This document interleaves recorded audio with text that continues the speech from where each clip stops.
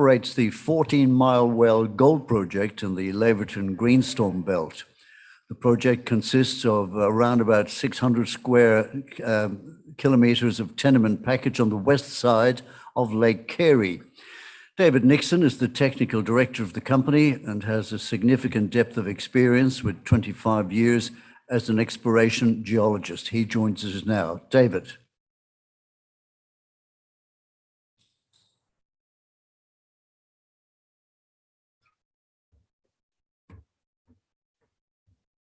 Alrighty, good afternoon. I'd just like to open with a short anecdote that does have relevance. So years ago, as an explorer, I've always wanted to go to Antarctica. And I had mates working the New Zealand survey, and they were down there, and they phoned me up one day and said, "There's something you need to know." I said, "What's that?" I said, "Well, we're in Antarctica and you're not." I said, "Yeah, great. Doesn't help me." They said, "No, there's more." These guys were looking at Mount Erebus volcano. That volcano erupts a lava made of cyanide. It's a very unusual rock. But what's important about this rock is that it carries gold. So Mount Erebus erupts 80 grams of crystalline gold onto the ice every day. So you guys are probably better at numbers than me because I'm a geologist. But when you calculate that out, that's about 1,000 ounces a year times 1.3 million years that volcano's been there. That's a significant amount of gold. But the key message to take home is those blokes were Antarctica and I wasn't, all right? Okay. Key thing here is mineral exploration is a risky business. Right, so far this year, we've completed a whole bunch of work at 14 Mile Well. We started at a standing start and went straight to a sprint. So we've currently got 2 diamond rigs on site. We've got an air core rig showing up shortly after doing an earlier air core program. So we're going flat out. So far, we've completed the diamond drilling at Deep Well, and we've also done an air core program across the top of that. So we're looking to try and broaden up the alteration shell that we found there. We've also found a cyanide associated with that. And the cyanide, same as Mount Erebus, is important because it can carry gold. We've completed the diamond drilling at TOTK. We're following up some high-grade rock chip values there in quartz vein. Similarly, we drilled down underneath that and we found a cyanide associated with a shear zone. So again, the cyanide has the potential to carry gold. Thirdly, we've moved the rigs across to another prospect called Danjo. We've started drilling there. And we've already identified a lamprifier, which is part of the cyanide family. So another excellent outcome for us. And finally, on the back of that, we've completed a tenement-wide soil sampling campaign using the CSIRO ultrafine fraction technology. And that is already delivering new targets for us in areas that we wouldn't have thought to go before. So it's an excellent outcome.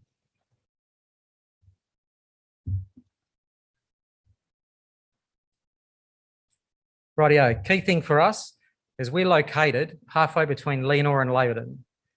And that's a pretty interesting piece of ground geologically.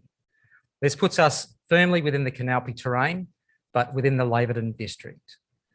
And this all sits within, the Yilgarn Craton and the Eastern Goldfields, right? This is a very prodigious area for producing gold. So it's an excellent address. And just so you can see that,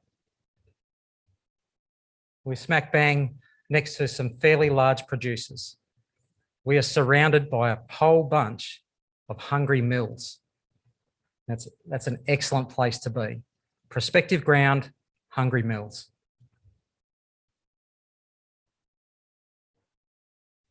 Zooming in further, this is our project area. It's about 20 kilometres across east-west, 40 k's north-south. We've got the bitumen road running between Leonora and Laverton, runs through the north end of our project. So access is really easy. And the Goldfields gas pipeline goes right through the top there near the road as well. The key thing here is we have 7 main target areas. And these are the places where we're focusing our work. At the start of the year, we started with 6 areas. And on the back of our soil sampling campaign, we found that we had a 7th area that needed our attention. What we'll do is we'll have a look at some of the key exploration models that are driving us.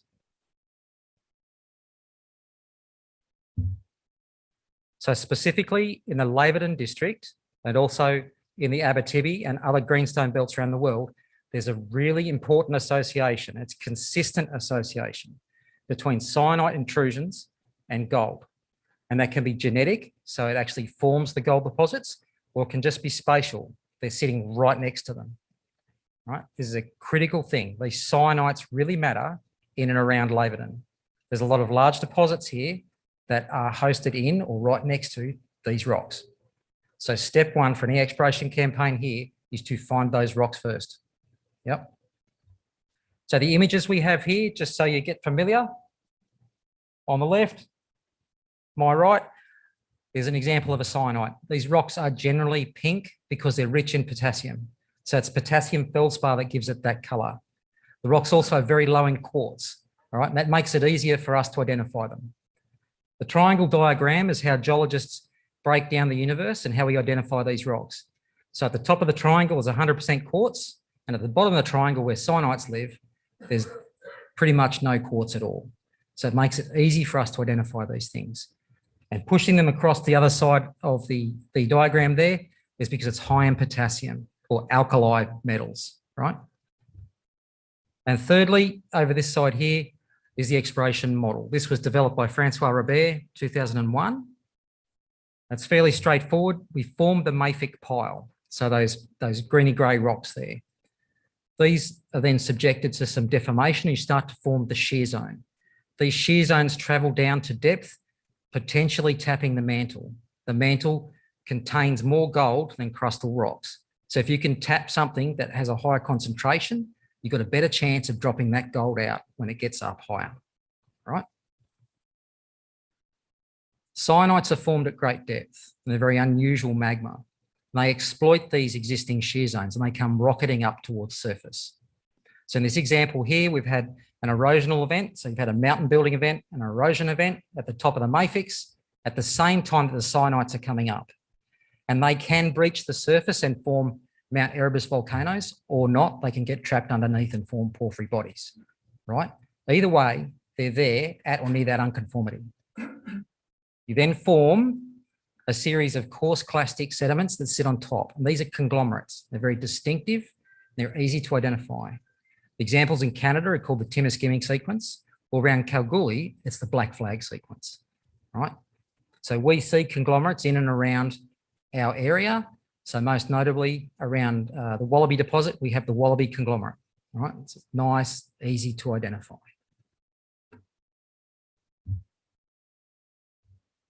So there's 4 pillars that help hold up our syenite model. So these are the key things that help drive the prospectivity of a syenite. You know, why are they good? So first up, we look for dilation. So these almighty structures, the shears that tap to great depth, they tap the syenite magmas. But these things can also tap the gold-bearing fluids, right? So the syenites and the gold-bearing fluids can rise to points of dilation. So where these faults open up, low pressure zones. And this is where you can crystallize one of these syenites and form the intrusive body, and then potentially drop out the gold with it. The second one is the contacts of that intrusion. So these contacts, they're hard chemical boundaries and physical boundaries. And these things get exploited by hydrothermal fluids as the body cools. So another unusual property of syenites is they have massive thermal expansion coefficients. So when you run that in reverse, as they cool, they contract a lot. And as they contract, they pull away from the surrounding rock, creating space, right? That makes plumbing that lets the fluids travel. The third one's the aureole. So as the syenite intrudes, it modifies the rock around it because it's containing a lot of heat coming out of that body. And that heat cooks up these rocks and it changes the mineral composition. And you can modify these rocks and form minerals like magnetite. And magnetite is extremely reactive when it hits the gold-bearing fluids. So this can help drop out gold really efficiently for us. And the final one is dilation. Competency, my mistake. So these bodies are quite brittle. They're very rigid, and they sit in amongst a whole bunch of rocks around them that are really quite ductile. So essentially what you've got is a block of glass. sitting in a sea of toothpaste. So when you deform that, the block of glass shatters, and that lets fluids travel through that body and potentially drop out the gold, right? So that's our 4 pillars. Now we'll just look at the targets that we have so far that we've been testing this year. So Claypan, this is in the northern end of our tenement package. This has been really a bit of an enigma for us, but recent field work has helped pull it together, and now it's in a drillable position. What we had was a number of structural targets in this area, and they were supported by geophysical anomalies, so both magnetic and gravity. But the key thing we found once we were on the ground is the rocks there were displaying really intense alteration. This alteration was in the form of white mica, carbonate, and we're seeing pseudomorphs after sulfides. And those pseudomorphs, we're interpreting those as arsenopyrite based on their very distinctive shapes. They also contain elevated arsenic, which is a bit of a giveaway. Yeah. But the key thing we found was in the radiometric anomaly. It has extremely high potassium, and potassium is known to be a key alteration part linked to the potassium-rich cyanides. So we have rocks here, and those rocks are conglomerates. The rocks are altered with high potassium. There's a weak magnetite anomaly around the outside, and we are seeing sulfides at surface. So previously this area was trenched by nickel explorers looking for nickel, and they didn't find any. But we come in there and we think, or we're interpreting, that underneath this hill, we're seeing evidence of leakage, hydrothermal fluids getting out off of a cyanide body. So the next step for us is to drill it.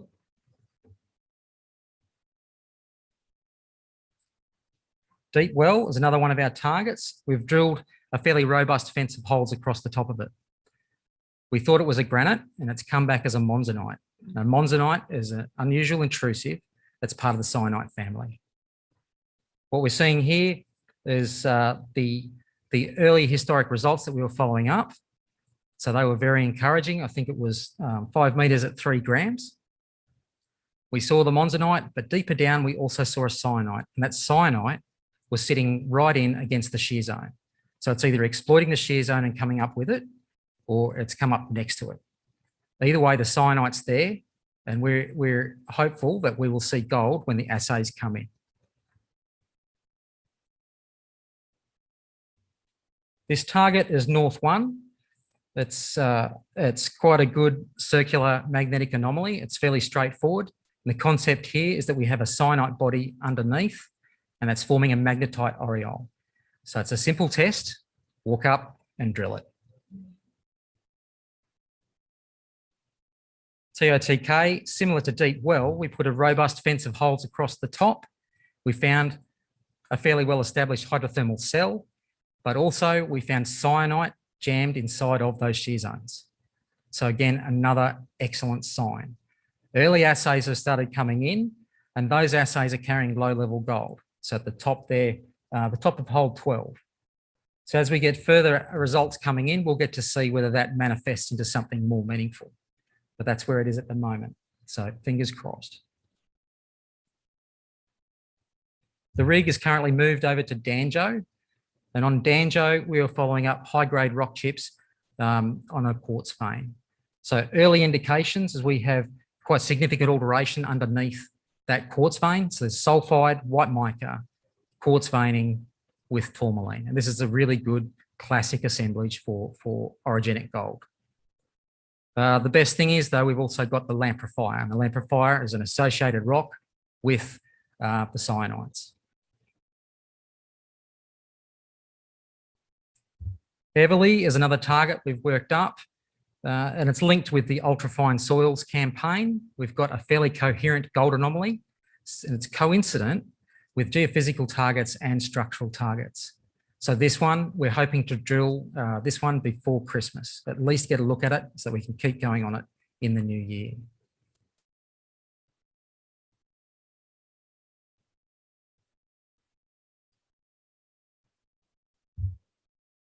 So in the Gaia target area, we were able to get a number of soil anomalies from the ultrafine campaign. So this one here is the East Well anomaly. It was quite large. It's 4 kilometres long. The next step for us there is to wait for the remaining samples. So not all the samples are returned for this one. So this one will improve better than it is at the moment. But as it stands, it's drillable. That's a nice, easy one, right? So it's not just gold, it's multi-elements as well. It's supported by, this one, I think it's tungsten and tellurium and moly. So it's actually really good. That's a similar signature than what you see in and around Fimiston and Kanowna Belle. This one's the Gaia soil anomaly. It sits in the northern end of Gaia.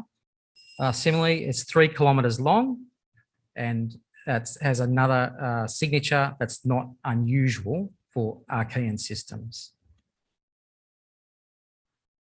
Finally, we have the breakaway soil anomaly. This is the new one down in the monument area. That one's quite large. It's 5 kilometres long. Key thing with this area, it has never seen a drill hole. So this is a granite-dominated area. And as is usual in Western Australia, geologists avoid granites, and at your peril. There's certainly plenty of things to find in the granites. That's the team on deck. And that's just to reiterate the work that we have completed this year. And I feel that we have excellent future prospects. Thank you.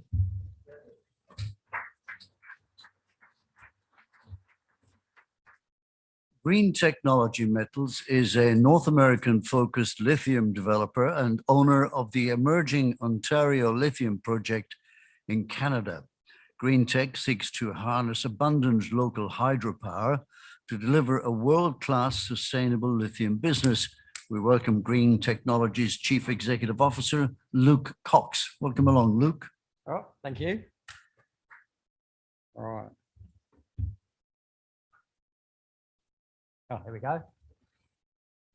Right. If you think about green technology metals, just think lithium and Canada. So as you can see, we've got 3 projects: Seymour, Root, and Weezer. Now they're all in striking distance of Thunder Bay. So Thunder Bay is an old paper mill industry. They're looking to revamp that place since the paper industry crashed.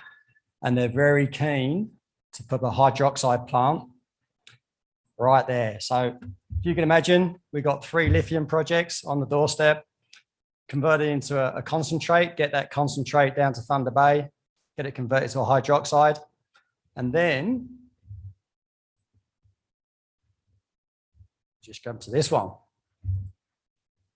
You have this North American thematic. So this is something that's emerging right now.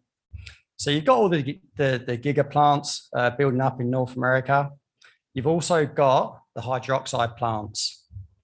Now, this is critical to locking up supply in that area. So I'll just go back. So as you can see, Seymour, that's our #1 asset. We've got 4.8 million tonnes. Now we've got an exploration target on there of 22 to 26 million tonnes. At Root, there's a historical estimate on there. So we can't report that yet until we do more drilling, but we do have an exploration target, and also at Weezer. So in our team, John Young, chairman. So John Young was the founder of Pilbara Minerals. So significant experience in the lithium space. Cameron Henry. So he founded Primero. They build lithium processing plants. You got myself, experience in lithium also. So I used to be the mine manager up at Wodgina. So I've got the experience of mining this stuff out. And then one big ticket item here in our team is Pat Murphy. So he's a director at AMCI. They fund large mining projects. And at the moment, they're delving into the EV space. So that's a big movement for us. Also got Rob Longley. He's the MD of ADV. Now I've got guys on the ground. So best in class, which is our team. Strong ESG credentials. I'll talk a little bit more about that. So what we're talking about there is, well, what makes us different? What makes us green? Well, if you're looking at power in Ontario, it's hydropower. So hydropower costs you about 4 cents per kilowatt hour. It's completely green. And if you're a big power consumer, that's where you want to be. We've got the strategic located lithium projects right on the doorstep of the United States, and we're looking to fast track all of those deposits. So as we say, yeah, Biden knocking on the door of Canada saying, look, we need to lock up the lithium supply and critical minerals. So there's been big movements, especially in Ontario and Quebec, of looking at all of these lithium assets and proving them up. So one thing we've done, we said, okay, well, we've got the deposits. We can concentrate them to SC6. But now we need to build the hydroxide plants. We spoke to Thunder Bay. They came back pretty quickly, and they've actually set up a department to get mining readiness and also support the mining sector. We said, well, where would we put a hydroxide plant? And they came back with 50 locations. They said, just choose one of these. They're all up for grabs and they're yours. Also, the federal government, they're pushing very hard to not miss out on this EV movement in North America. They want to be the major provider of hydroxide and carbonate. So they're pushing very hard as well. Also, they're actually speaking to our team on the ground. So Matt Herbert's there right now, speaking to the federal government. They said, well, what do you do in Australia? Why are you doing so well with the lithium side? He goes, well, what we do, we give priority status to lithium producers. So they're going away right now. They're speaking to the federal government and see if we can get priority status for some of our deposits. Right. So as we said, we've got access to this hydropower, which is going to be very advantageous to anyone.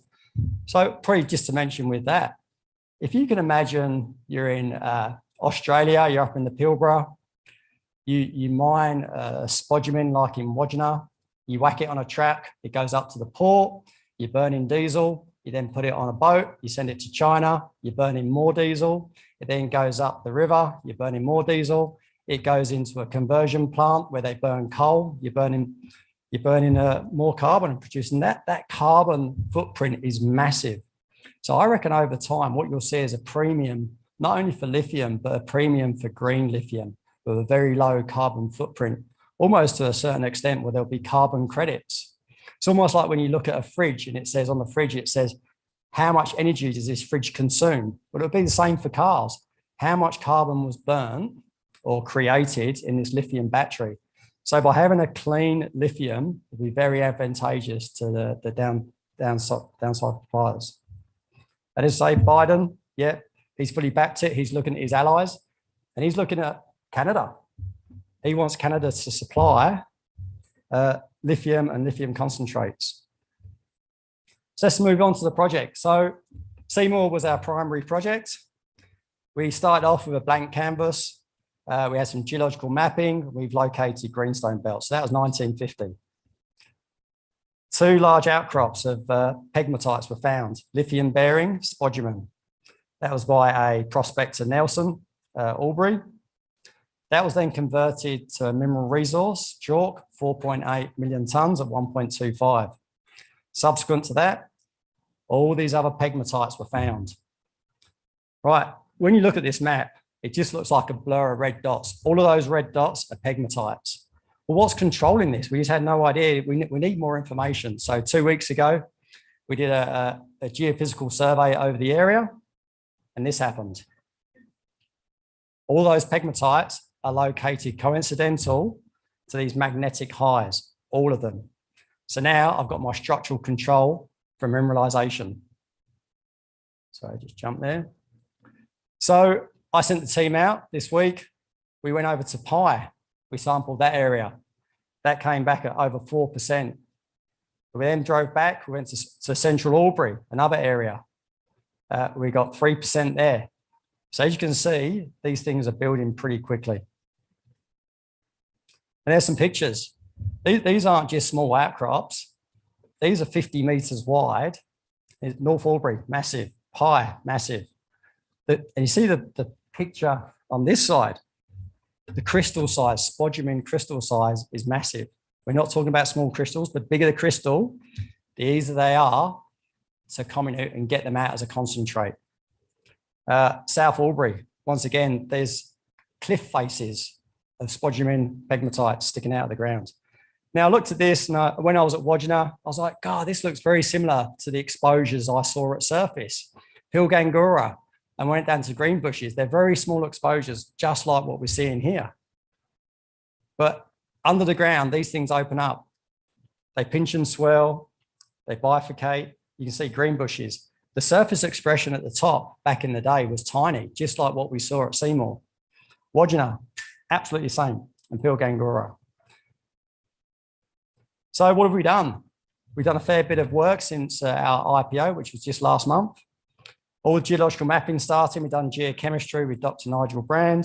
We've built the mineral resources. Aerial photography has been done. The LiDAR's been done. Tilt magnetics, radiometrics, VLF, Sentinel, remote sponsing, ground penetrating radar. So all that's been crunched right now to define our targets.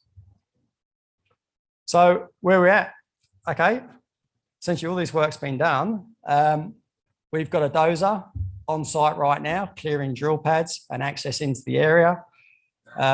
Drill rigs are like buses. First of all, we have no drill rigs, and then 2 turn up. So we now have two drill rigs mobilizing to site to drill out Seymour.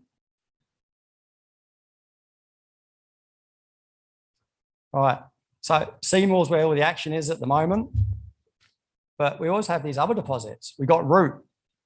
So we've got an exploration target on there of 20 to 24 million tons. We remodeled this from all the historical data, and that target is highly achievable. I'm not going to touch this, it keeps on jumping. Also at Root, we have other targets, Morrison, the Root Prospects, and Root Bay. Now, all of these, there's nearly 7 Ks of strike.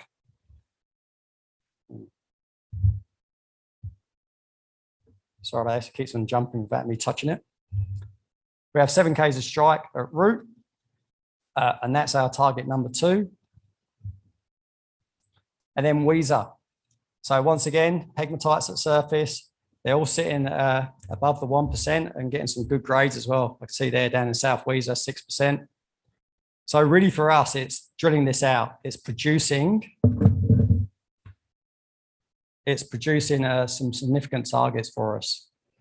So action plan, drill out. Whilst we're doing that, what we do need to do is all the long lead items. So we're speaking with the mines department right now. With that, we're going in for our PEA and we're doing our project description. So what that means, that starts the clock ticking to say that we're serious, we're going to go into production with what we got. And they realize we're still in the resource development phase. They allow us to change our boundaries as the resource builds. But what it does do, it actually it enables us to close down that time gap between exploration and mining. So yeah, once again, best in class, strong ESG credentials with the hydropower, lithium projects in Ontario, they're pro mining. And yeah, we're just going to fast track these deposits. So yeah, thank you.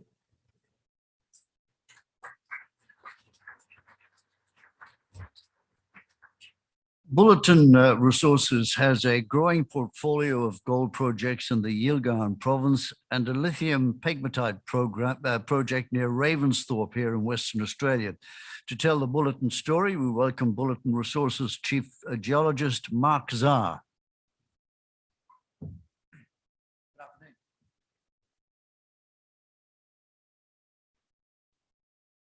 Your button's not buttoning. Sorry about that. Bulletin has a ticker code of BNR. We're a well-funded explorer in Western Australia. Currently have well-funded with cash shares and receivables of about $12 million and a current market cap of about $20 million. The board's well invested in the company with 25% of the capital, and the top 20 shareholders own approximately 50%. We're very active in Western Australia. We've got gold, nickel, and now a new lithium project. And this morning released some first results from our lithium project, which I'd love to talk to you about. Ravensthorpe lithium project, we picked up last year. Since then, we've finally got it granted early this year, and we've got our environmentals approved to start working on it. It's only 12 kilometres from Mount Catherine lithium mine. So it used to be called Galaxy. Orocobre brought it over early this year. We're along strike of Mount Catherine and we've got the same geology.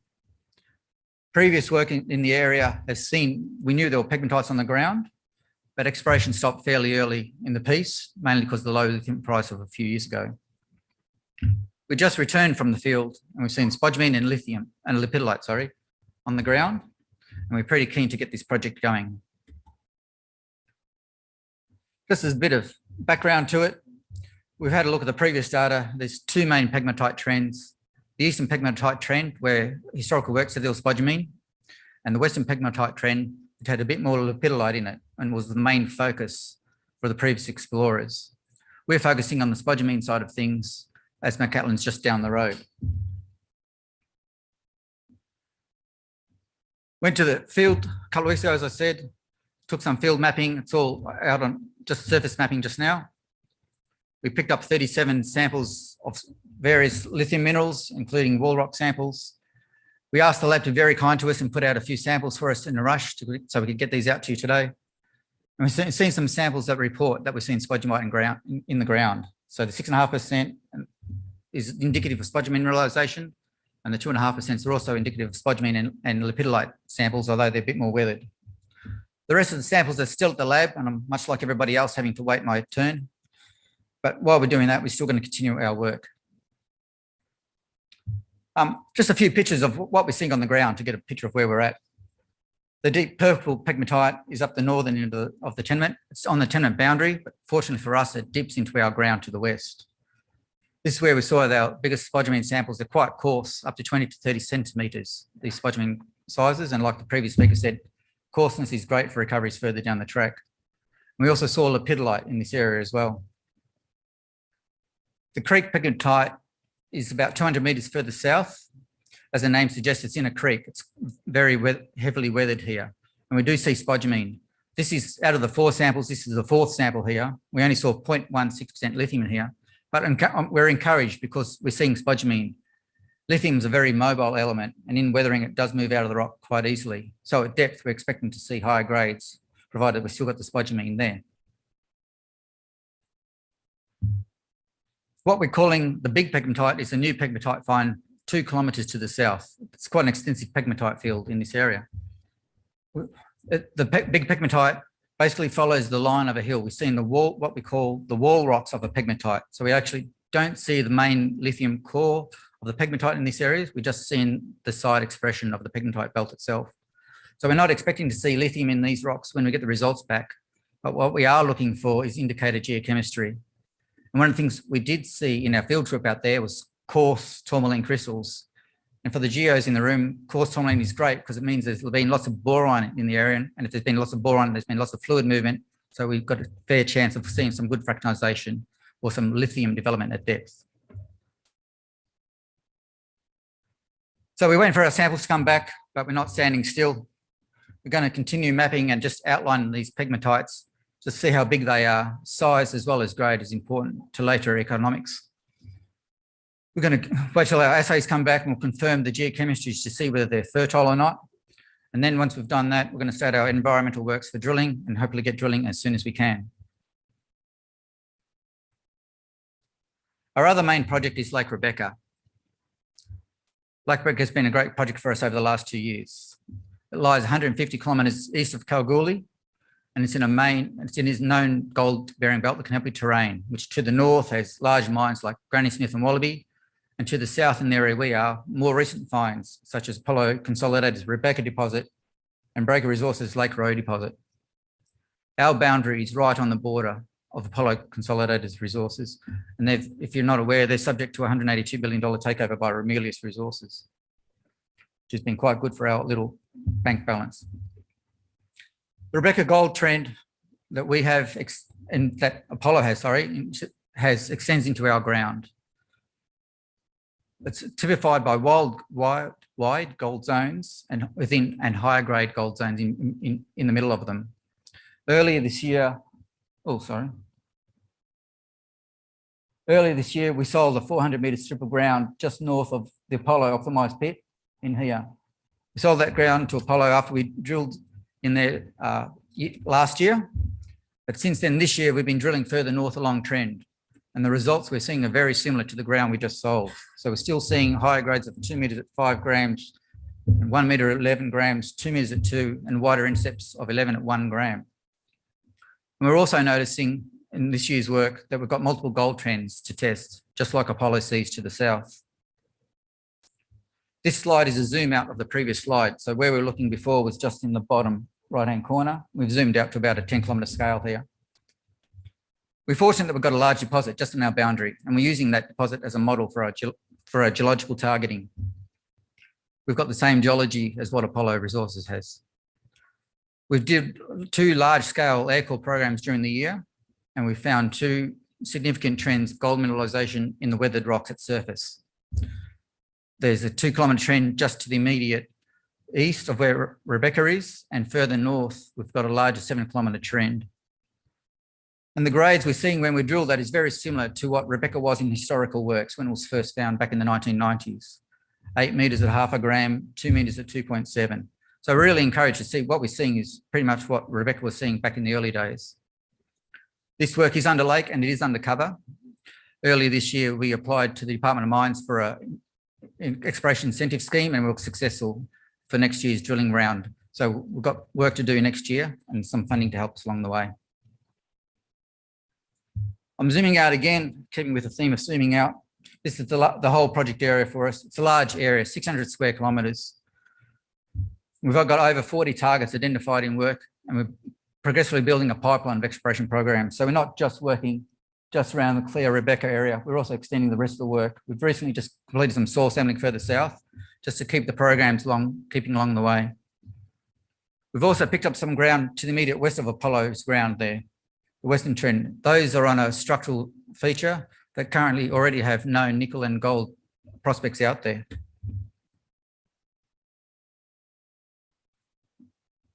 So the last zoom out slide before I change focus a bit. So we also have earlier last year, we picked up the Chifley project. The Chifley project is to the very south of this map. Oh, sorry. Just down in here. Chifley's 50 kilometres south of Lake Rebecca. It's just 20 kilometres along strike from Breaker Resources Lake Roe deposit, and it sits on the same clay pan fault structure as Lake Roe. This part of the Canopy Belt really hasn't been touched. We're starting from scratch down here. It's all undercover. There's been no exploration work done to date. We targeted the area basically based on our geological mapping from further north, looking at geophysical targets and their relationship to the existing gold deposits.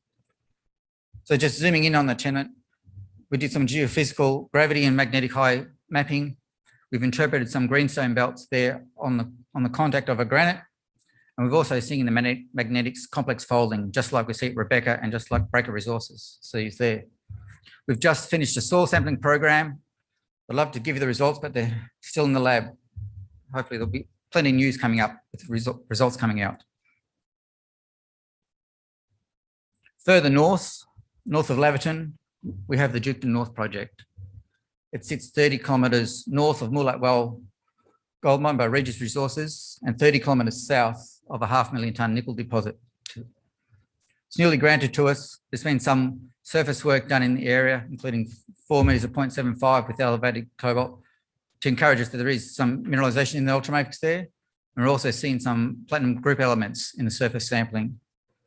Other features that are important for us are we're seeing overlying EM conductors with magnetic highs, which have yet to be tested.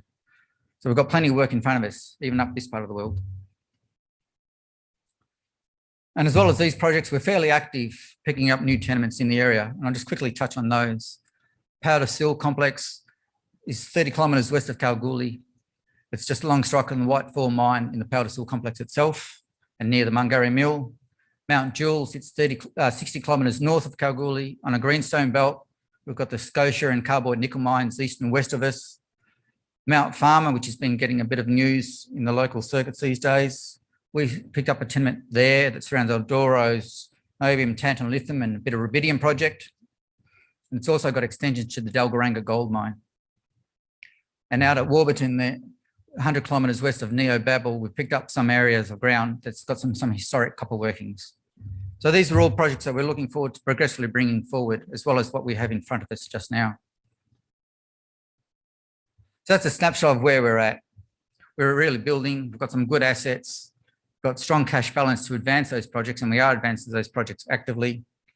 We specifically target projects that are near mines or near existing resources, just for the synergies involved in that. We've shown that we can add value to what we have in the area, build our portfolio. And we're targeting basic metals, or what we consider important metals for us: gold, lithium, and nickel. And we're always seeking new opportunities. At our booth, just outside there, I've got some nice samples from Ravensthorpe there with some nice spodumene crystals there. So you're welcome to come and have a look with us and have a chat. Thank you for your time.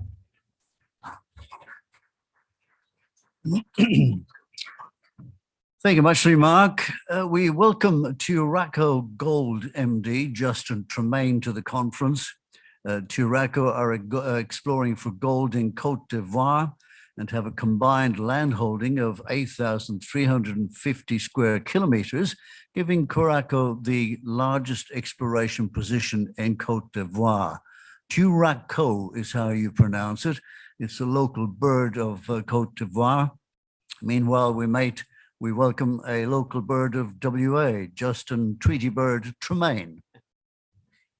Thanks, Jerry, and thanks for the opportunity to present Turaco today. Turaco is, as you said, a gold explorer in Côte d'Ivoire.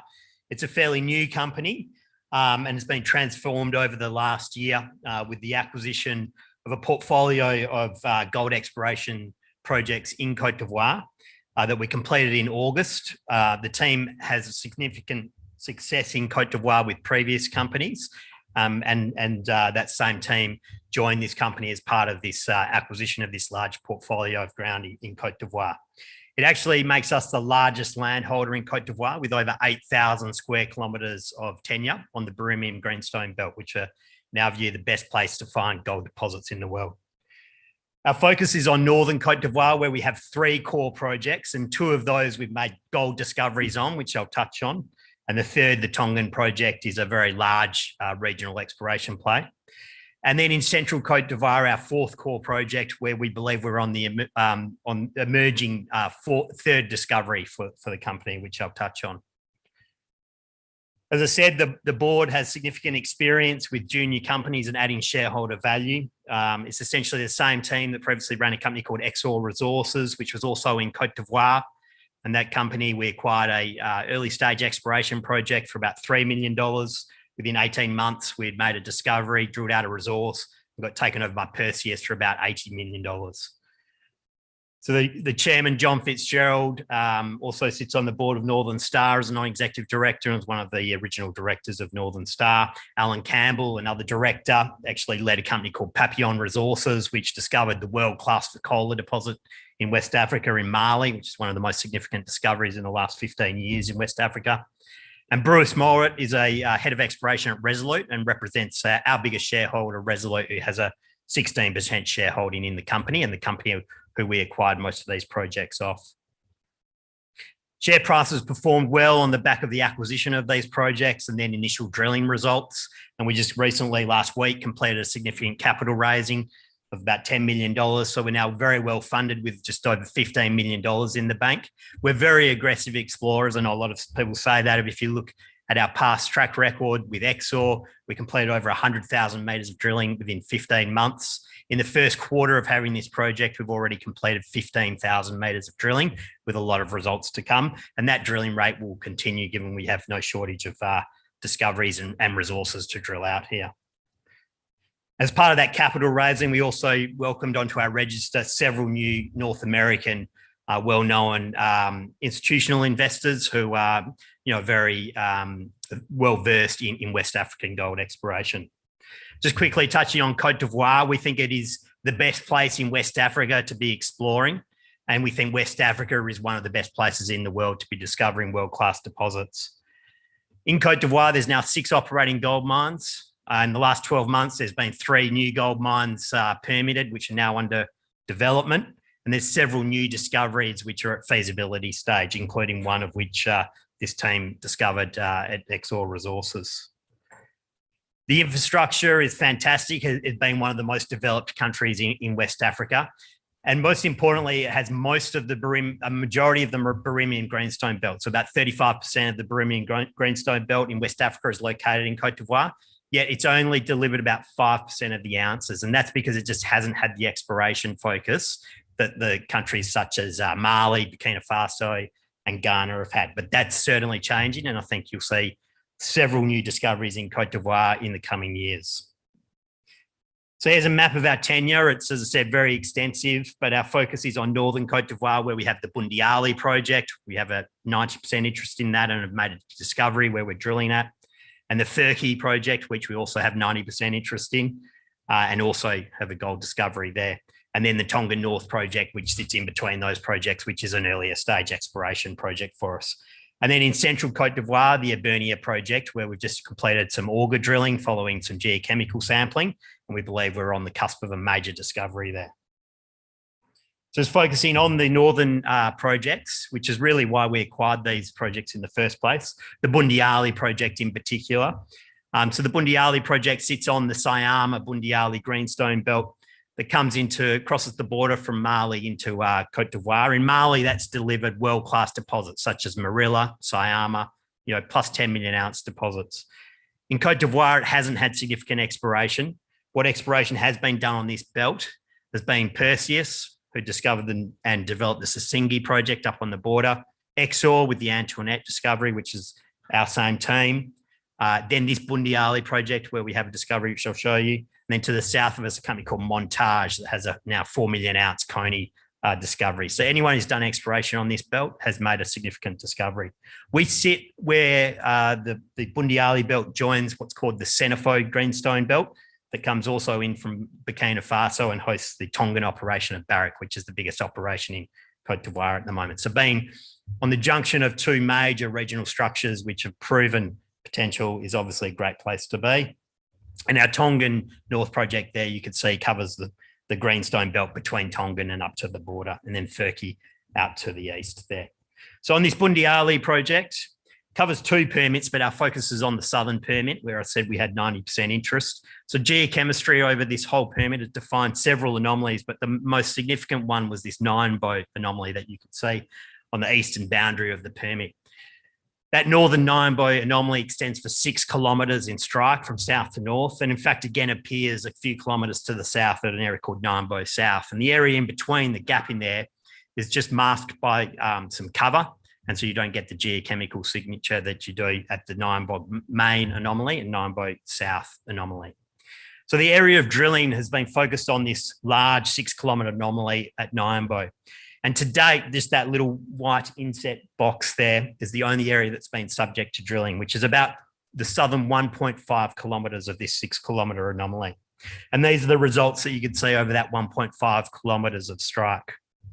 So if we just... So all of this drilling here, well, 90% of that drilling you see here is in the top 50 metres. And we have several 50 gram metre to 100 gram metre intercepts, such as 20 metres at 10 grams from 38 metres, 30 metres at 8, 20 at 2, and so forth. So exceptional results, very consistent grade from section to section along that 1 kilometre of strike. There has been a handful of holes which have been extended beneath the oxide into the fresh to test for the continuation of this gold mineralisation into the fresh rock.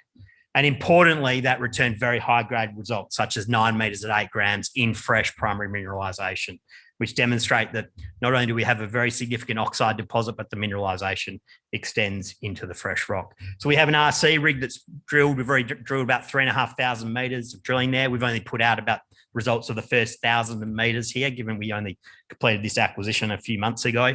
And so we've got more results to come there. And the plan is to continue to drill here and drill out a resource in the first quarter, second quarter of next year. So there'll be ongoing air core, RC and diamond drilling here, and we just won't stop drilling, and we'll continue to grow this significant discovery. It's just flicking around a bit. But as I said, that discovery represents only a fraction of the anomaly, and those little pink dots there represent about 20% of the anomaly, and that's that yellow shaded area. So we have a second rig, an air core rig, that's drilling traverses of drill holes just in the top in the oxide, along the rest of that 4 kilometres to the north there of that anomaly there.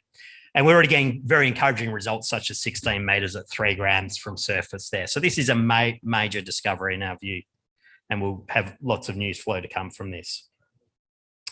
Then, as I said, a second project for the company, which has sort of come out of nowhere and is an emerging discovery, is this Ibernia project in central Cote d'Ivoire.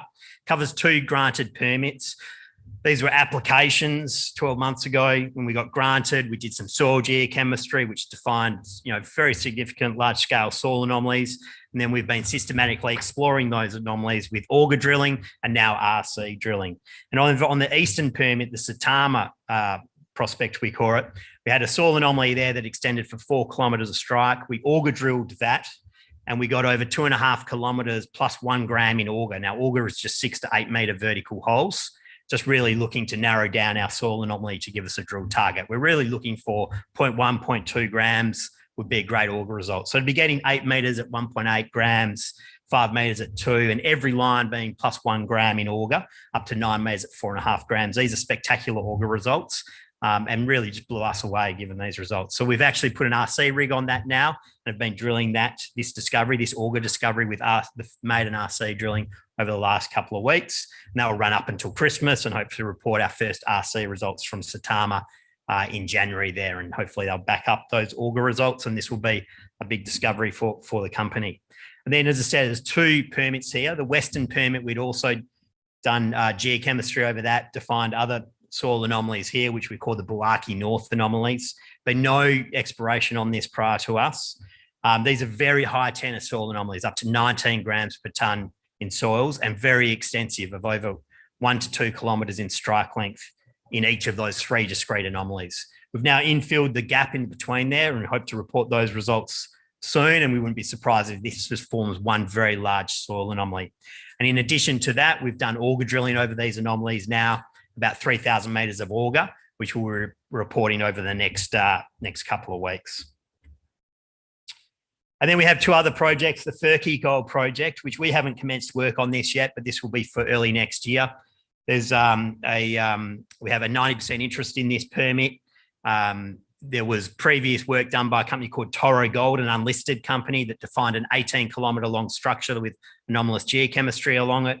They did some reconnaissance, 1 phase of reconnaissance drilling, and got onto a discovery at what we call Warigi South there. Just 18 diamond holes were drilled, and you can see the results from those 18 diamond holes. So typically 20 to 50 metre wide zones at 2 to 5 grams per tonne there, and no follow-up work. Toro was then acquired by Resolute about 2 years ago, and there's been no follow-up work. So we plan to commence drilling on this in the first quarter of next year, but obviously we've got our hands full at the moment with Bundiali and this new discovery at Ibernia, but we will start drilling on this in the first quarter of next year to follow up on those results and ultimately define a resource here. And then our 4th key project is an earlier stage project, the Tonga North project. So this covers the strike extents of the Senefo Greenstone Belt between Barrick's Tongan operation, which is a 4 million ounce operation, the biggest operation or biggest discovery to date in Cote d'Ivoire, and then up to the Burkina Faso border. So we cover about 2,000 square kilometres of consolidated greenstone belt here. There's been a lot of geochemistry done here, which has defined a lot of targets in soil anomalies, but no drilling at all. So we'll have an auger rig here, which has already commenced, and that auger rig will just be drilling these soil anomalies non-stop for the next 12 months, and that'll be ticking along in the background whilst we do our more advanced work on our other projects. So just in summary, a very large position, in fact, the largest position in Cote d'Ivoire, which is a place we're very comfortable operating in, have very strong relationships. The team has success and understands the geology of West Africa very well. But importantly, we have what we consider to be the best land in Cote d'Ivoire, and it's been demonstrated by drilling results with 2 discoveries already and possibly a 3rd discovery. And we're now very well funded with over $15 million in the bank to continue to drill these discoveries out and to find standalone resource projects, not just at one project, but across 2 or 3 projects. As I said, the management team has done this previously on a number of occasions and delivered significant shareholder value for our shareholders. So thanks for coming to the presentation. We have a booth out there and happy to take any questions. Thank you, Justin. Before I introduce our next presenter, just a reminder to you that you have a chance to win a 35-liter Yeti Esky filled to the brim with Spinifex Brewing Company beers. It's out there at their booth. And if you scan the QR code, you have a chance to win that Esky. All right. So that's a good prize to win. Alto Metals is advancing the historic Sandstone Gold Project located in the East Murchison here in WA. To tell the Alto story and share some of the recent results, we welcome Managing Director Matthew Bowles. Matthew. Great. Thanks, Jerry. It's great to be here at the RIU Resurgence Conference again. And thanks to Vertical Events for inviting us to share the Alto story. So I'm going to tell you a little bit about Alto. We've had a really big year this year. We've been drilling over 60,000 metres. We're continuing to get a lot of results in from that, and we can see that leading through to resource growth and further discoveries. And I want to walk through why we see the Sandstone Greenstone Belt and this historic gold district as an amazing prospect to be at. So just the disclaimer for you to read at your own time. So I said we're a WA-based advanced gold explorer. Sandstone Gold Project covers 900 square kilometres of the Sandstone Greenstone Belt. So it's a dominant position in Western Australia. We're surrounded by a number of multi-million ounce mines and deposits. The infrastructure there is fantastic. And from what we've seen to date, Sandstone's had over, it's already produced over 1 million ounces of gold. Most of that was really focused on near surface oxide. We're drilling a little bit deeper and we're finding a lot more gold. The project itself, as I said, covers 900 square Ks. Most of the drilling has been less than 100 metres deep, and that's really what we're targeting. Our current resource sits at 331,000 ounces. That resource is open down plunge, down dip, and it's only defined down to about 180 metres at the moment. So we can see a lot more growth coming there. We've got a resource update coming out in the first quarter of next year. We still have quite a few drilling results pending, and we can see that's going to continue to sort of grow that resource. We did some initial metallurgical work about 18 months ago. That's shown very simple CIL process for the recovery of that gold. So up to 98% recoveries was the maximum, averaging about 96%. So that was really encouraging for us at the moment. So no sort of metallurgical issues there. And as I said, really limited drilling, only down to about 100 metres. And most of that, the whole point of that was really, it was focused primarily on oxide ounces, and we're drilling that much deeper and we're finding a lot more gold there. As I mentioned before, we've got about 80 assays still pending at the moment. Our turnaround's blown out to about 120 days. So we've been dealing with the labs with that. So it's pretty full on, but it's certainly nothing that the whole industry has been facing as well. We're well funded. We just completed a $7 million capital raising that was well oversubscribed. And that certainly sets us up well for next year. We've got a rig already booked to get back on site in February. And I know the guys are really keen to get back out there and sort of follow up on some of the great results we've had today. And for those of you that may have been following the Alto story for a little while, we have had some corporate interest, which has probably been going on for 18 months. It sort of seems to be one of the key things that people are focusing on, but we see that as a great endorsement as to what we have.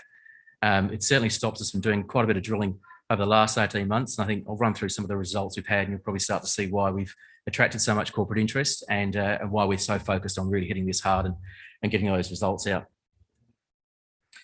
So the image you're looking at here, and we're focused on the property, we're focused in the southeast corner. And the reason for that is the previous owners were focused, as I said, on these oxide deposits. So as soon as they hit fresh rock, the mill that they had, it couldn't process the oxide material. So they'd sort of stop mining and move on to another prospect.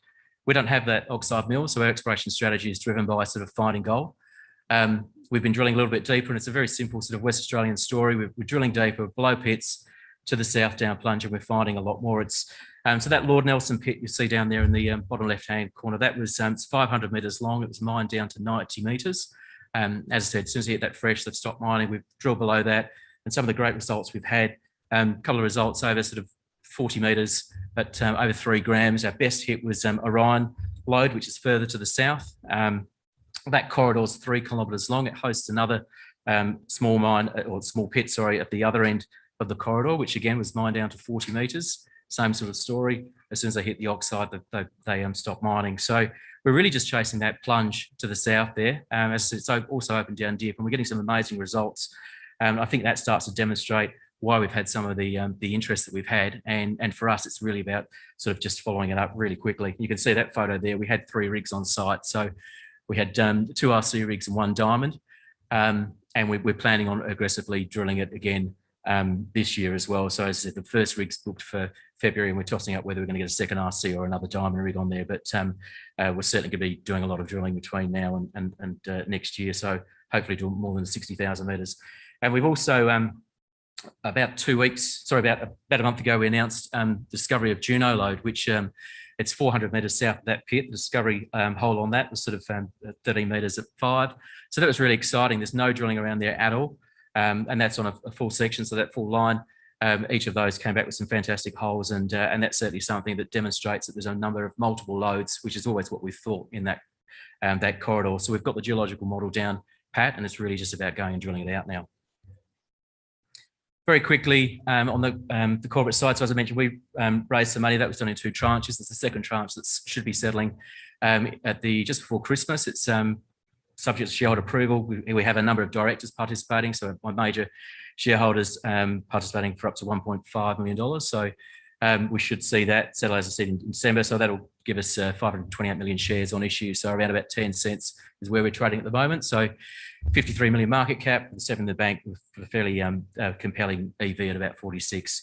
You see there our share price is sort of, it's risen up. There's a big spike there, which is, we had a first takeover bid 18 months ago, which really put us on the radar, I think, of the general market.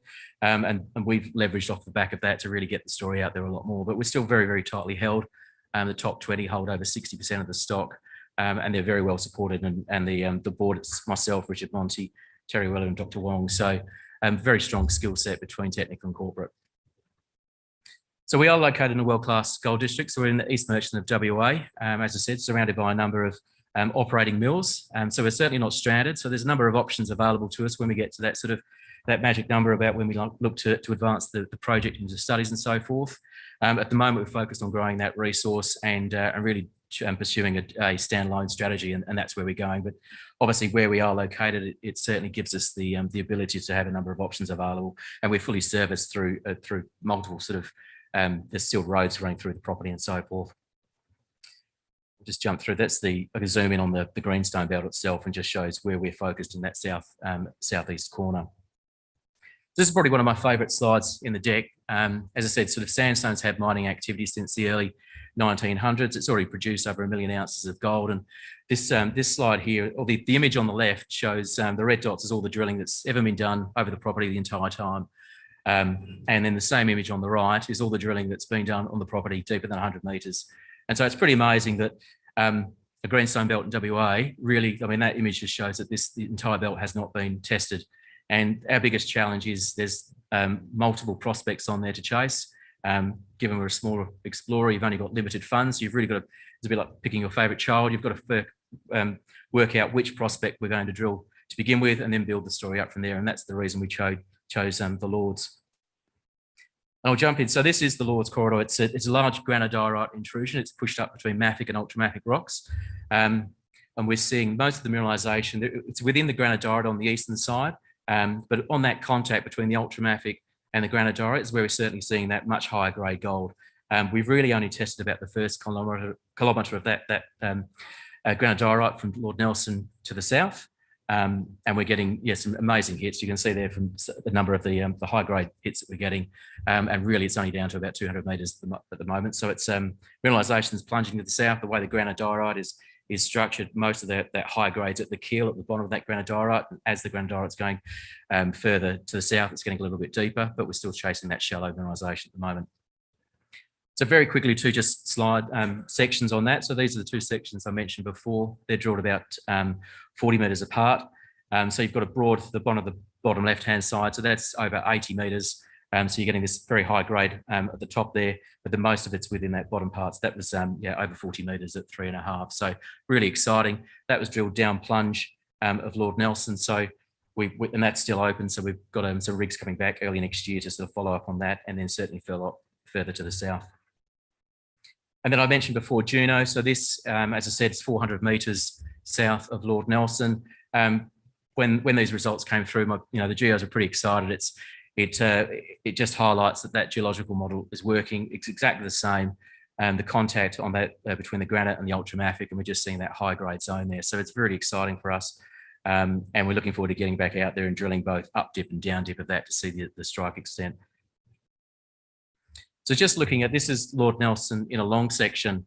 And this is a great slide sort of just to highlight sort of where we see that potential at Lord Nelson.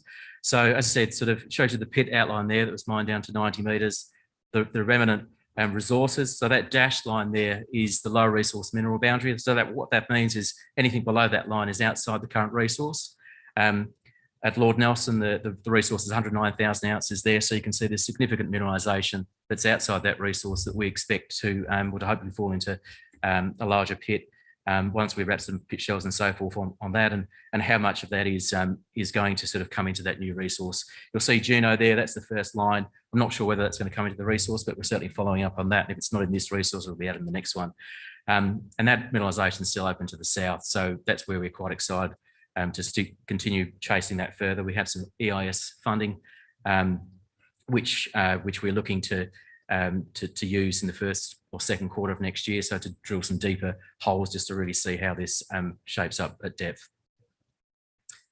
And so this is just a regional slide. We're calling it the Alpha domain. So the thing that we've tried to focus is that Alto is a lot more than just a couple of lords. And so Vanguard, which is one of our unmined deposits. So Vanguard hosts 50,000 ounces at the moment. It's located about 5 kilometres to the west of Lord Nelson. And it's hosted within a 20-kilometre long trend, which has another deposit, which is the Indomitable deposit, which is about 70,000 ounces. Now, we haven't really looked at these that much until this year. We started drilling Vanguard. We've had some fantastic results out from Vanguard, a number of high-grade hits on that. And you can see why, for us, it's really been tantalising to get back in there and sort of drill some of these prospects. We've got, it's about 8,000 metres of drilling has been done at Indomitable. The Indomitable won't come into our new resource at the moment, so we're just going out there to see what that's like. And then that'll hopefully come into the following resource later on next year or the year after. So just a quick slide on Vanguard itself. You can see there, so Vanguard, it's defined currently over a kilometre, also two kilometres. There's two main trends there, and where we're seeing most of that high grade is within those linking structures. It's really early days for us, but there's a number of holes pending on that still. And once those holes are in, they're going to be sent through to our independent consultant who's working on the updated resource. So we should be able to get that out pretty soon. But it's quite excited for us to see this as our second project. And I wanted to talk about just the next slide. So this is, and we're calling this rediscovering sandstone. And the reason for that is, we've got 900 square kilometres of ground. We've been focused on a small prospect down in the southeast corner. And it's quite hard when you look at the number of prospects that we have. We certainly sort of don't need to go and acquire any more ground. And all of those targets there outside that Alpha domain, their targets either through their historical mines or open pits, or they've got sort of historical drill results, which are really exceptional that need to be followed up. So the challenge has always been to prioritise those. And so one of the things that we are doing in the background, we've got a full technical team that are reviewing all of those and continually ranking them and identifying which prospects we want to go and drill. We certainly don't want to get distracted. The focus is on that Lord's Corridor and Vanguard and Indomitable. We can see those growing considerably over the coming months. But I think you will see us starting to have a look at sort of whether it's at Bull China or Sandstone North, some of the other prospects that we have in there. So lots of ground, and I think that's probably why we've had that corporate interest. So for us, it's just really about sort of drilling it as aggressively and as quickly as possible, and adding more ounces and sort of getting some further great results out. So that's it in summary, sort of really, so we are well funded. Part of the reason for us was undertaking that capital raising now was that we didn't want to have that overhang, and I guess everyone expecting us to go and raise money once the resource comes out. So as I said, we've got a rig booked, an RC rig booked. We've already picked the targets. That'll be mobilised, starting drilling in early Feb. Hopefully the resource will be out in that March quarter, and we'll be back drilling, and then we're looking at getting a second rig on site as soon as we can. We've currently got over 80 holes still pending, and an aggressive program for the whole of next year. So that 331,000 ounces will grow considerably. We've got performance management hurdles at 500,000 ounces and 1 million ounces, so you can see the targets that we're chasing. I think that's where I'll leave it. Thank you. Much. If you've got any other questions, please come and see me at the booth. Beautiful. Thank you. Maximus Resources are a gold and nickel explorer with several exciting projects centered around the historical high-grade Wattle Dam gold mine in Kambalda here in Western Australia. To tell us about Maximus Resources, we welcome Managing Director Tim Wither. Welcome, Tim. Thank you very much. Thanks everyone for joining. A special shout out to any Maximus and all Maximus shareholders that have joined us today. As mentioned, Maximus Resources, we're a growing gold and nickel exploration company focused in the Kambalda region. A great time to be exposed, having nickel exposure, nickel hitting, decade highs at the moment. This picture here, love this picture. This is the old Wattle Dam. It was mined by Ramelius. Produced 270,000 ounces, 8.4 tonnes of gold. In today's valuation, nearly $500 million worth of free cash came out of that. So small pit and small underground can be high worth. General disclaimers, it's uploaded on the ASX for you to read it later on. Quick corporate snapshot, 6 cents at the moment, market cap of 20 million. Raised recently, done a $12 million raise with Pantora coming in at 19.9% and taking up a board position. And I'm supported by Dr. Travis Murphy, who's a PhD structural geologist. Investment opportunity, we're located in 25 kilometres from Kambalda, located within 50 kilometres of 6 gold processing plants, all hungry for high-grade ore, 108 square kilometres of granted mining tenements, 136,000 ounces of gold to resources to build from, and $8 million of potential royalty income stream from advanced projects. Demonstrated discovery potential with having the high-grade Wattle Dam gold mine and historical nickel mines across the tenements. As mentioned, dual commodity with gold and nickel. And we have a large multi-target drill program currently underway. This is a slide for Wattle Dam. It was mined by Ramelius through to 2012, when afterwards they purchased Harmony Sil 50. These assets were transferred across to Tychean, and ultimately the assets were transferred across to Maximus, basically controlled by a group of guys. And so this projects have been in the family for quite some time. Mentioned 270,000 ounces that were produced.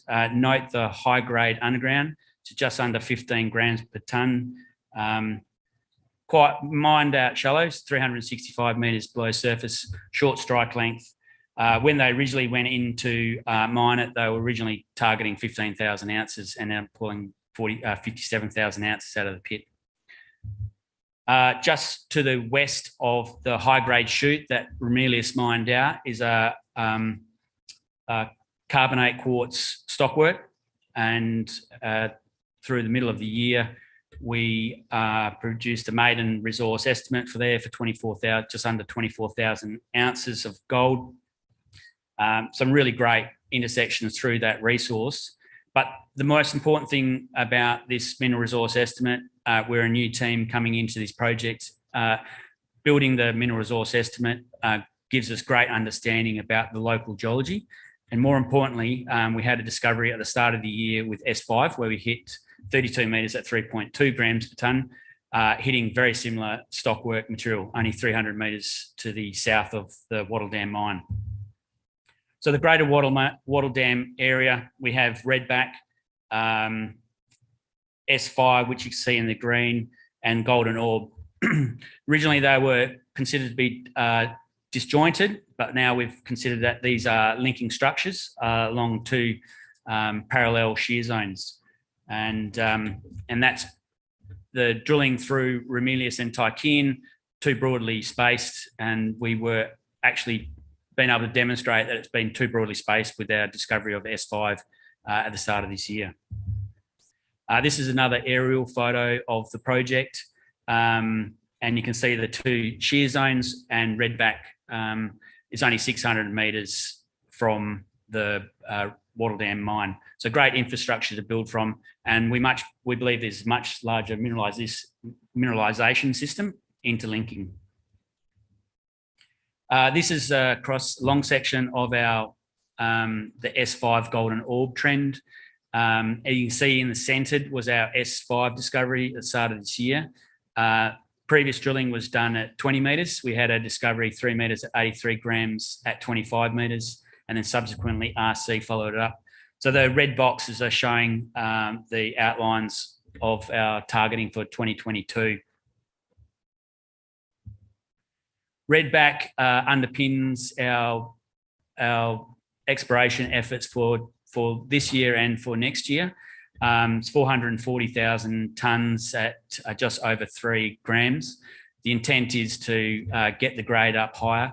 The differentiation between us and a lot of the other explorers around the area is our high grade. Most of the mills run at around 1.5 to 1.8.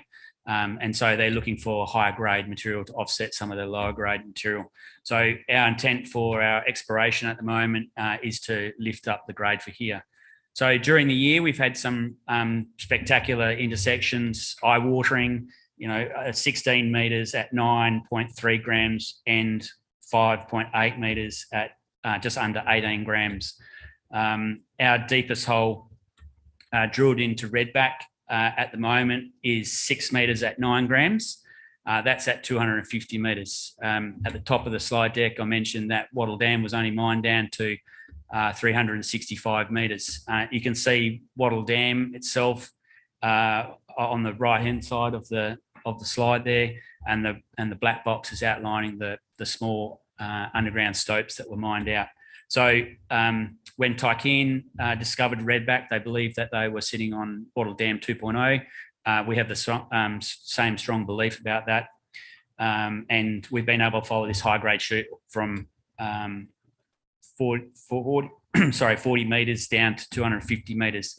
And recently just had some RC results at 7 metres at 7 grams at 37 metres below surface. So we're spending a lot of money and time on Redback at the moment, and we'll continue through for 2022.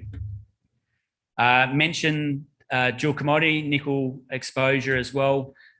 Previous ownership was Gold Focus, and this ground has hosted 2 previously high-grade nickel mines.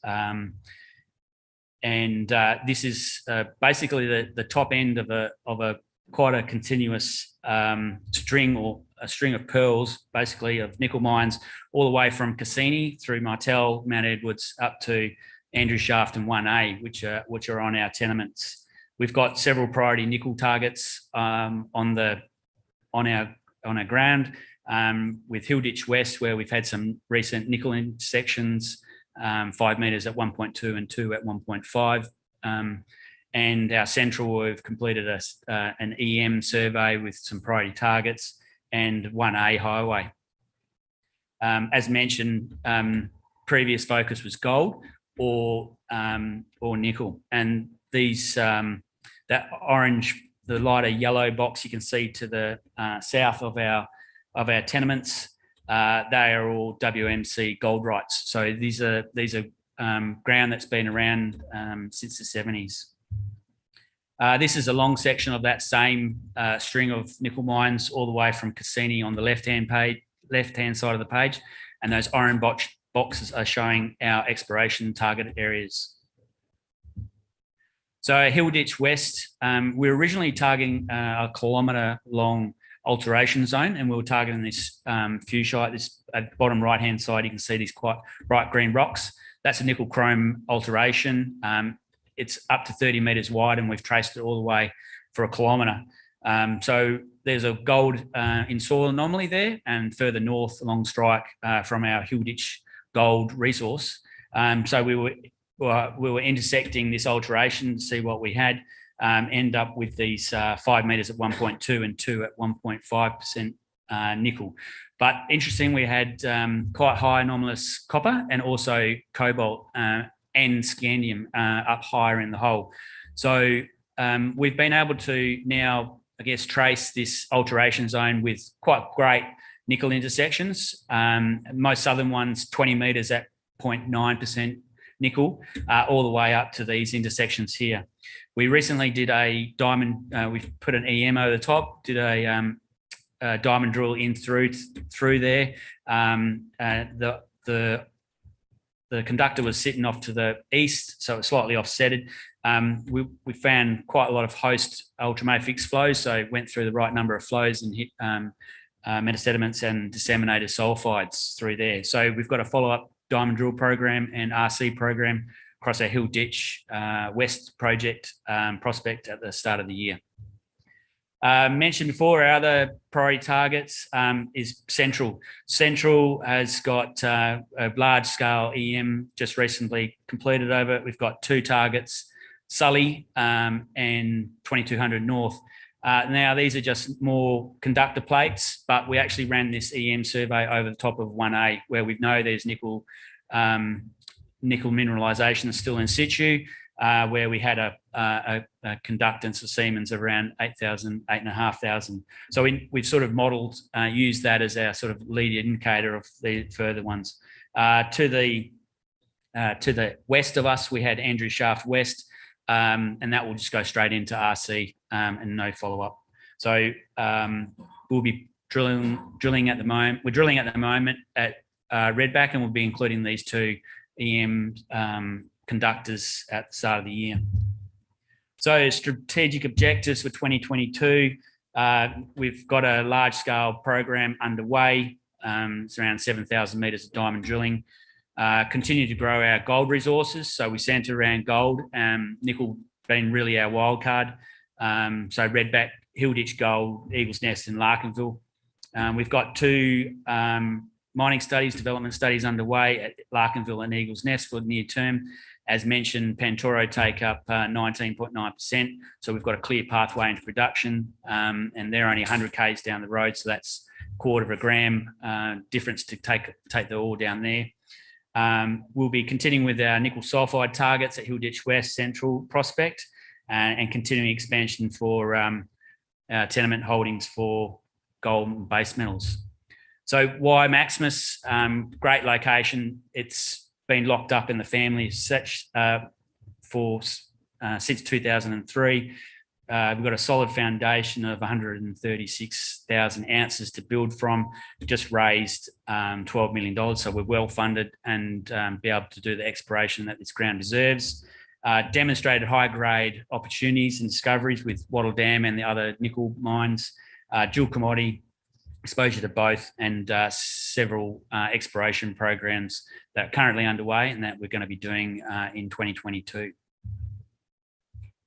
So thank you very much for your patience.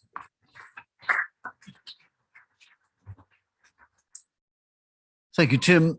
Galena Mining is busy building an Abra lead silver mine in the Edmund Basin north of Meekatharra.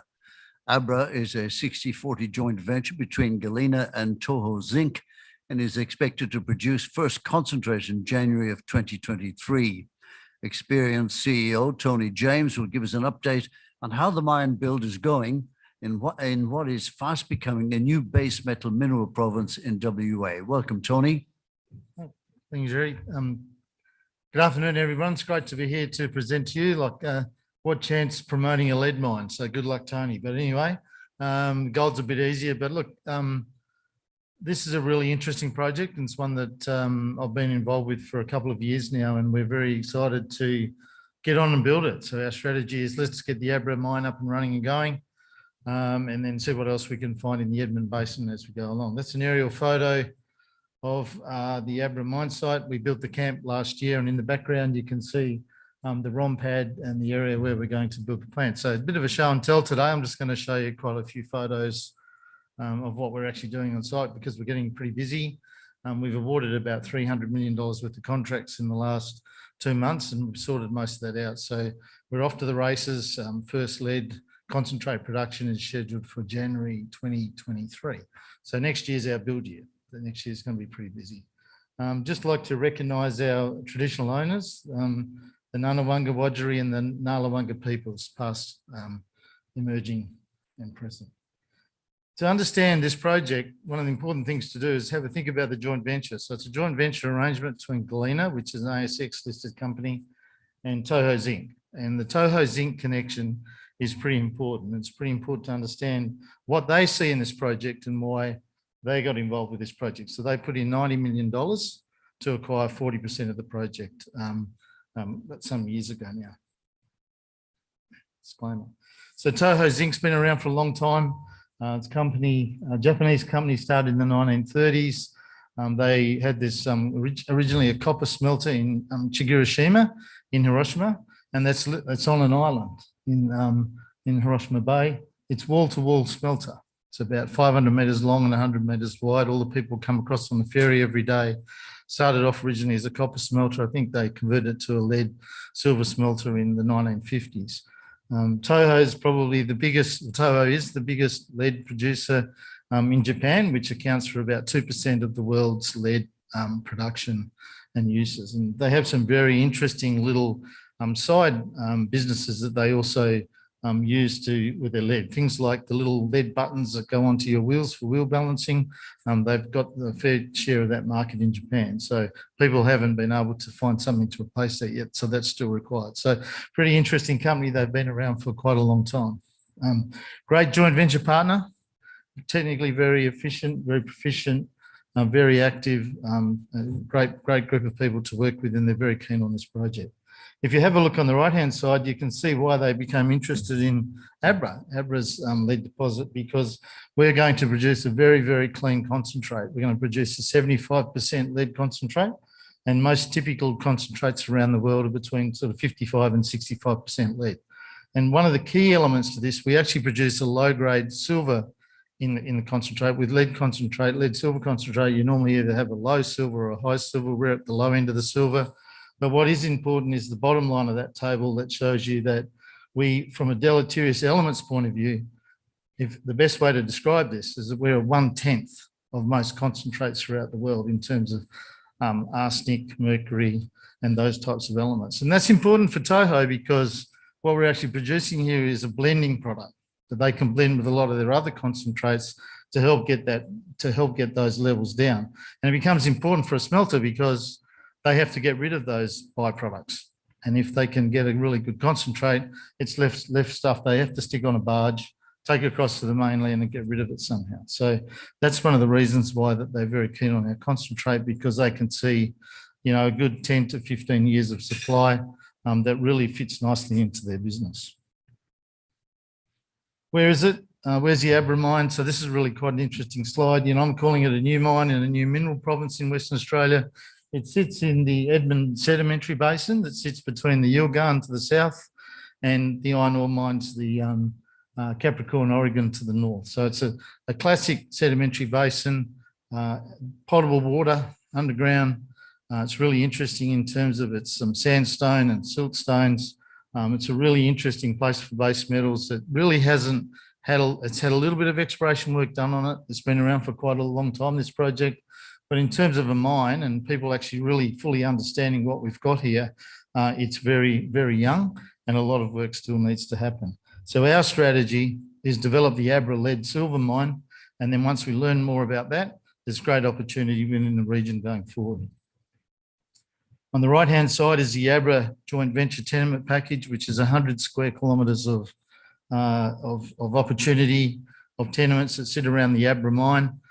Places like Jasmine, Bazaar, Genie and Sultan, stratigraphically and from a mineralogy point of view, very, very similar to Abra.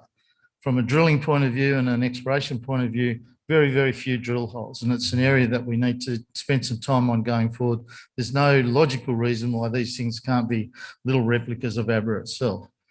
Quite interestingly, everything in this area is quite deep. So everything's probably sub 230, 250 metres below the surface. And I think that's one of the challenges with exploration going forward. To the left of that sitting on the same quartzite well shear zone sort of fault structure is the Jillawarra project. The Jillawarra project is 100% owned by Galena. Now, what's really interesting about Jillawarra, I think, is the Woodlands complex. It sits all the way over to the western end.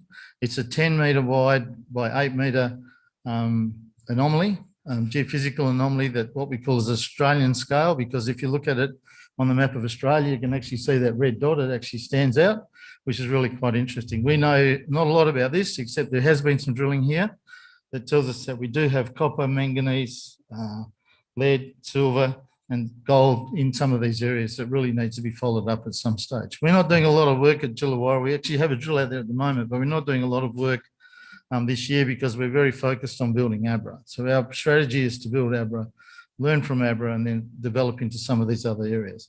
The copper chert area to the right, 14 metres at 1.1%, 13 at 0.9, very shallow holes. And I think that one of the issues with a lot of the exploration work that's been done in this area is a lot of the drilling is actually quite shallow. I think it sits stratigraphically above the sort of target horizon that we sort of need to be looking at. So we're probably at a very young age in terms of exploration, but I think from a province point of view, the knowledge and understanding that we're going to get by developing Abra, we can then take into this region over a very long time. You can actually see a base metals province actually opening up here in the Edmund Basin. What does that, looking closely at Abra, very, very large mineral resource, 34 million tonnes at 7.2% lead. It's a massive deposit. On the right-hand side is the mine plan that we're going with for development of this project. What we've done is that we've basically knocked that down to about 9 million tonnes in our first mine plan to go forward. What's interesting about that mine plan that you see on the right-hand side, there's a couple of metrics that I'd like to share with you from a mining engineer's perspective, which close to my heart that you may or may not understand. One is to get 1.2, 1.3 million tonnes per annum from this mine, we only have to mine 30 vertical metres per annum. And from a mining point of view, for those of you in the gold game that know, to get that sort of production rate, typically in WA, you might be up as high as 70 or 80 vertical metres per annum. 30 is a lot easier, I promise you. The other interesting metric that I'd share with you there is that if I take the decline out of this mine schedule, I could actually, if I didn't have to take it up to one decline, the ore, I could actually do 4.5 million tonnes from this mine a year. So it's a big resource, a big mine plan, and it's something that I think that we're going to be able to step into with our skills base that we have in Western Australian underground mining. We'll be able to do this mine quite easily. Really looking forward to getting stuck into that. So where are we right now? We're off. We started building financial investment decision in June, July. We have actually completed 26% of the build on spend. We're actually 95% of our major projects have locked away, contracts and work pieces are actually locked in. So basically, the only thing that we've just got to finalise our mining, our paste plant, and our surface infrastructure part 2. All the rest of the contracts are pretty well locked away and up and running and working. That's a picture of the camp, 180-person camp that we finished last year, and the box cut that we finished earlier this year. In terms of the mine, our first cut was on the 8th of October. Burn Cut are doing a great job with this mine. Very pleased with what they're doing on site. So far, we're a bit, I think to yesterday, we're actually 200 metres down from the portal. We've just come out of the transition zone and we're now gone into the fresh rock. So we've gone from full ground support regime into a pretty standard bolt and mesh regime. So the decline's off and racing. Pretty standard decline, 1 in 7, 5.8 by 5.5 metres wide. Our target is to get to first ore on the 30th of November 2022. Remembering average is 230 metres from the surface. So it's about 1,600 metres of decline that we're putting in to get to the ore body. In terms of the processing plant, that's just a render drawing of what the plant looks like, very basic, 3-stage crush, a ball mill, straight into a float circuit and to produce a concentrate. Nothing unusual about that. It's a very basic process. This mineralisation floats beautifully. It floats very, very, very well. On the ground, what it looks like now, this is a photo from early on the 14th of November of the surface. And the insert photo just shows you we just started doing our first lot of civil work. So pretty much ROM pad, box cut at the back, ROM pad, crushing and screening, around through a fine ore bin process, grinding, flotation, concentrate shed, dams are in place, construction offices in place, power stations ready to go in. That's a boot arrangement with contract power, 10 megawatt power station, LNG solar. So at night time, it's all LNG, obviously, and during the day, it's 40% solar. So all of that contract's been locked away. That's a boot arrangement. Contract power will start pouring those slabs early in the new year. Pretty much the mining workshop, all the buildings are in place. Ended up buying some second-hand buildings so I could get my hands on pretty quickly because some of the new buildings were a bit slower to come with some of the issues. So we've been quite dynamic in changing some of the acquisition of some of the things that we've needed. And this is just, sorry, I'm locking it up, go back. This one here, it just shows you GR Engineering have started doing the foundations for the screen deck building. So we have to transport all our road base and all our concreting materials in from off-site. So we've already started doing that. That's coming down from Newman up to the north. So that's all progressing quite nicely. In terms of equipment supply, the Thunderbox, Northern Star at Thunderbox had this screen deck that happened to be exactly the same size as what we needed. And they changed their layout of their Thunderbox expansion. So I very quickly grabbed that screen, that product screen. So that's sitting in Perth, ready to go.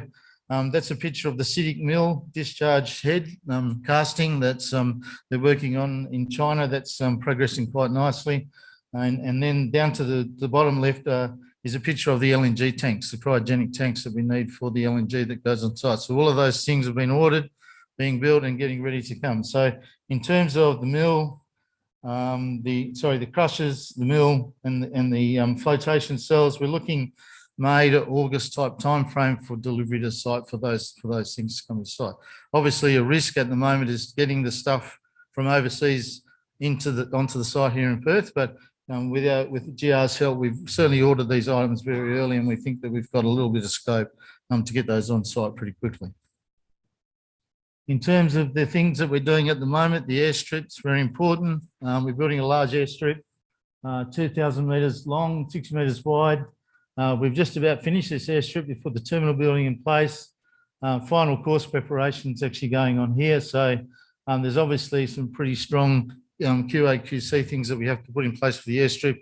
And the whole purpose of the airstrip is so that we can land these Q400-8s, 76 passenger planes on this airstrip. At the moment, we're just flying 10-seater planes up there. We've got about 100 people on site. So we're doing about 6 flights a week up and down from Perth.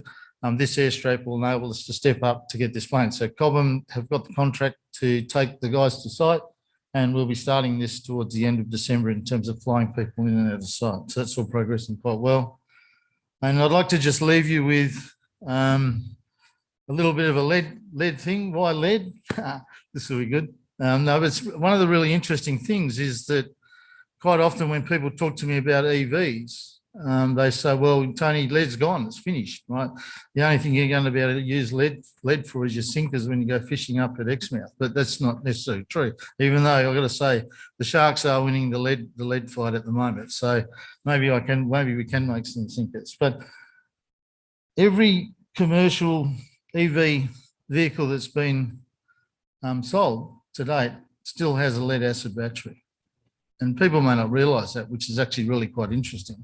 What lead acid batteries do in EVs is provide the control and the technology logic that stabilises the whole technical operation of the vehicle. So they haven't got their way around that technically. But at the end of the day, there's 400 million lead acid card batteries produced every year in the world.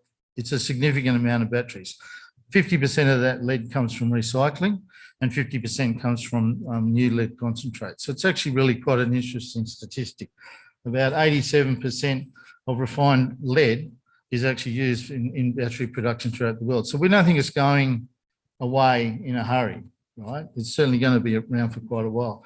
And one of the really interesting things that I think is that when you look at some of the new growth areas for lead, the global 5G rollout absolutely requires lead acid batteries to provide the power and the stabilisation of that network throughout the world. And there's certainly some lead used in some of the new cells that are being produced for solar panels. So lead's around. I think leads will be around for a long time. If you look at the price is reasonably stable. If you look at some of the long-term forecasts by Wood Mackenzie, you can certainly see the thing being there for a while. So we're going to build this lead mine. We're just going to go and do it and open up this new mineral province. Thanks.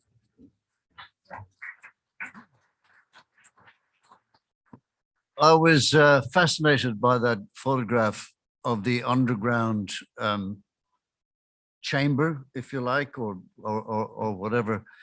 And I was just wondering, how many people here have never been underground in a mine like that? 3 or 4 of us, yeah. Me neither. One of these days. You're doing a fantastic job building that particular project. Well done, Tony. Okay, it's afternoon tea time, and we will be back at 4:15 for the final session of the day. So there